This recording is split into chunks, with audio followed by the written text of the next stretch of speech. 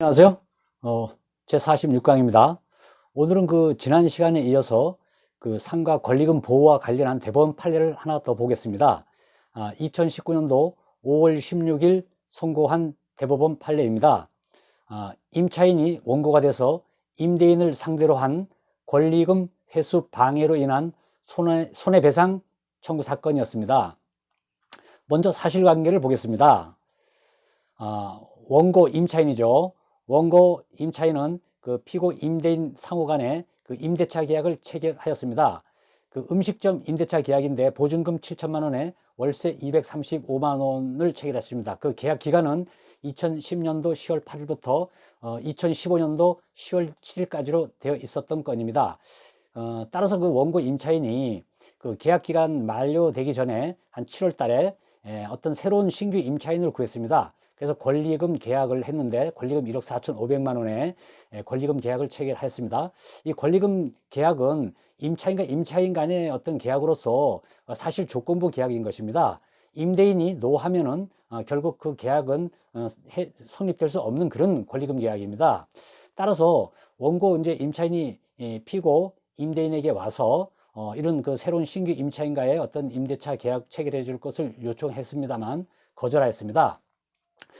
이때 피고 임대인, 즉 건물주죠. 건물주는 어떤 이유를 들었냐면은 이 건의 경우 5년간 영업을 했으니까 계약 갱신 요구 기간이 종료되었다. 그런 사유 하나. 그리고 이제 노후화된 건물을 재건축 대수선할 예정 등 이런 기타 사유로 인해서 응하지 않았던 것입니다. 그러므로 이제 원고 임차인이 결국 임대인을 상대로 해서 권리금 회수 방해로 인한 손해배상 소송을 한 사건이었습니다. 이 소송에서 쟁점은 하나였습니다. 임차인이 계약 갱신 요구 기간 5년이 경과되었을 경우 권리금 보호를 해줄 수 있느냐 없느냐, 권리금 보호 여부가 쟁점이 되었던 건입니다. 그래서 판결 결과와 판결 이유를 보도록 하겠습니다. 1심과 2심 하급심에서는 원고가 패소했습니다. 즉 임차인이 손해배상을 못 받게 된 것이죠. 사유를 보면은 1, 2심 사유는 뭐라고 하고 있냐면은 상가 임대차 보호법에 권리금 회수 보호 의무 조항이 있긴 하지만은 임대차 기간이 5년 지났기 때문에 계약 갱신 요구 기간이 지난 경우에는 권리금 보장이 안 된다라고 판단한 것입니다. 즉 계약 갱신 기간 5년이 지나면은 권리금 보호 의무 기간도 종료된다라고 본 것입니다. 따라서 패소한 원고가 결국 대법원에 상고했는데 대법원에서는 결국 원고가 결론을 말씀드리면 원고가 승소하였습니다. 임차인이 승소해서 손해배상을 받게 되었습니다. 그래서 대법원에서 이렇게 원고를 승소시킨 사유를 보면은 여러 가지 사유가 있습니다. 크게 한 5가지로 볼 수 있는데 그 사유를 하나씩 보도록 하겠습니다. 먼저 원고가 임차인이 어떤 상가 임대차법에서 요구하고 있는 3개월 전부터 신규 임차인을 주선해서 데리고 왔습니다. 그러다 보니까 이 상가 임대차 보호법에서 세입자가 권리금을 보호받도록 돼 있는 어떤 이 조치들을 할 일을 다 했다고 본 겁니다. 그렇다면은 상가 주인은 정당한 사유 없이 신규 임차인과 임대차 계약을 거절해서는 안 되고 계약 체결을 해야 된다 이런 얘기입니다. 임대차 기간 5년이 지난 즉 계약 갱신 청구권이 없더라도 권리금 보호는 해줘야 된다 이런 취지입니다. 권리금 보호 의무 기간이 종료되지는 않았다고 본 것입니다.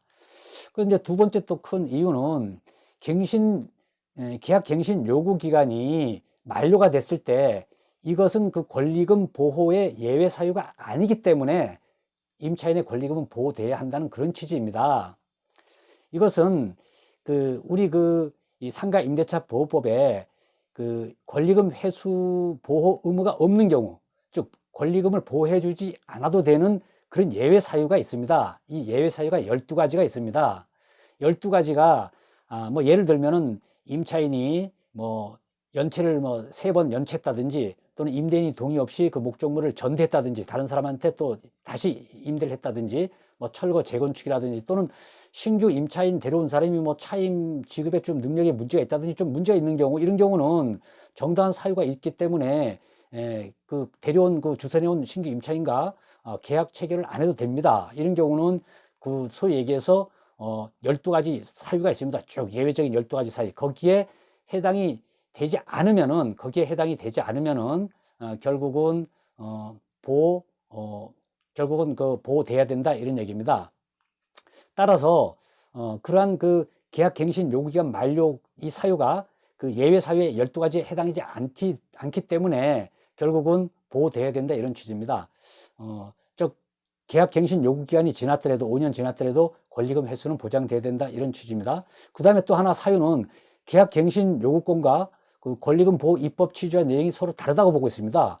계약갱신 요구권은 일정 기간, 그 5년 동안 그 최소한도의 영업기간을 보장해 주기 위한 것이고, 권리금 보호는 임차인이 어떤 그 나갈 때 어떤 재산적 가치, 즉 영업상의 유무형의 재산적 가치, 즉 자산을 보호해 주기 위한 제도입니다.